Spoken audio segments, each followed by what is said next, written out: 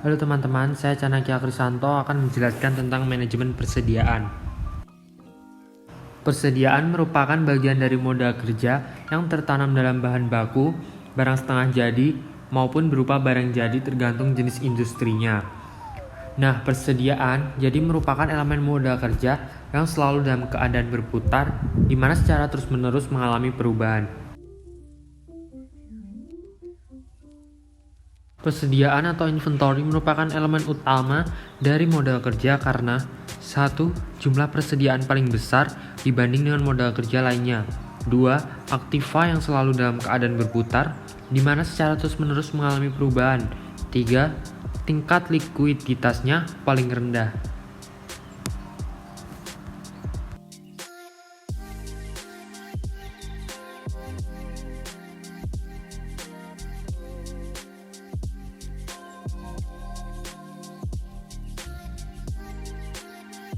Macam-macam persediaan. Yang pertama adalah perusahaan dagang. Di dalamnya ada persediaan barang dagangan. Yang kedua, perusahaan industri. Di dalamnya terdapat persediaan bahan baku, persediaan barang dalam proses, dan persediaan barang jadi. Lalu ada manajemen persediaan. Yang pertama, intinya mengatur tingkat persediaan yang jumlahnya tidak terlalu besar dan tidak terlalu kecil. Yang kedua, kesalahan dalam menetapkan besarnya investasi, persediaan akan menekankan keuntungan perusahaan.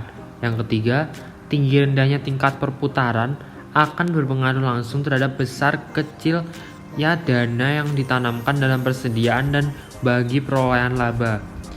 Yang keempat, semakin tinggi tingkat perputarannya, semakin pendek tingkat dana yang tertanam dalam persediaan, semakin kecil dana yang ditanam dalam perusahaan. Manajemen persediaan. Yang pertama, jika persediaan terlalu tinggi, maka biaya penyimpanannya akan tinggi. Biaya bunga juga akan tinggi.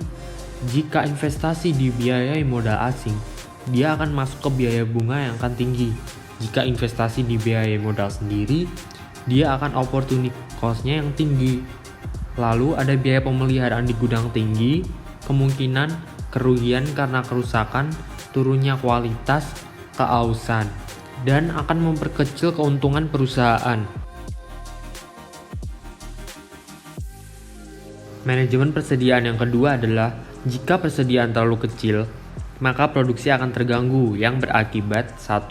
Perusahaan tidak dapat bekerja dengan full capacity, artinya capital asset dan direct labor tidak bekerja dengan sepenuhnya, dan itu akan mengakibatkan penjualan turun. Akibatnya, perusahaan tidak dapat memenuhi permintaan konsumen, turunnya market share, dan turunnya laba. Faktor yang mempengaruhi investasi dalam persediaan. Yang pertama, tingkat penjualan. Makin tinggi omset penjualan, makin besar investasi pada persediaan. Yang kedua, sifat teknis dan sifat produksi. Jika sifat teknisnya produksi pesanan, maka persediaan beragam dan banyak. Jika sifat teknisnya produksi massal, maka persediaan bisa diatur. Yang ketiga, lamanya proses produksi. Proses lama mengakibatkan BDP tinggi. Yang keempat, daya tahan baku dan produk akhir. Jika daya tahan baku barang tahan lama, maka persediaan relatif tinggi. Jika barang tahan tidak lama, maka persediaan relatif rendah. Jika barang musiman, maka persediaan tinggi hanya pada musimnya saja. Yang kelima, lama pembelian dan pengiriman.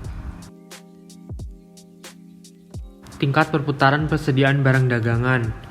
Cara mencari inventory turnover. Yang pertama, penjualan bersih dibagi persediaan rata-rata. Atau bisa juga yang kedua, harga pokok penjualan dibagi persediaan rata-rata. Lalu, cara mencari persediaan rata-rata adalah persediaan awal ditambah persediaan akhir tahun dibagi 2. Cara menentukan hari rata-rata barang disimpan di gudang adalah 365 hari dibagi inventory turnover. Contoh soal persediaan barang per 1 Januari 2017 adalah 20 juta rupiah. Persediaan selama tahun 2017 adalah 380 juta rupiah. Persediaan barang akhir tahun 2017 adalah 40 juta rupiah. Harga pokok penjualan adalah Rp360 juta. Hitunglah inventory turnover dan hari rata-rata barang disimpan di gudang. Yang pertama, mencari rata-rata persediaan barang dagang, yaitu 20 juta ditambah 40 juta dibagi 2, sama dengan 30 juta rupiah. Jadi rata-rata persediaan barang dagang adalah 30 juta rupiah. Lalu kita mencari inventory turnover, yaitu 360 juta dibagi 30 juta, sama dengan 12 kali. Jadi inventory turnovernya adalah 12 kali. Lalu kita mencari hari rata-rata barang disimpan di gudang, yaitu 365 hari dibagi 12, yaitu sama dengan 30 hari. Jadi hari rata-rata barang yang disimpan di gudang itu 30 hari. Lalu untuk menilai tingkat efisiensi rasio tersebut dapat dibandingkan dengan anggaran, rasio tahun lalu, dan rasio industri. Terima kasih. Jadi sekian materi manajemen persediaan yang telah saya sampaikan. Jika ada salah kata, mohon dimaafkan. Sekian dan terima kasih.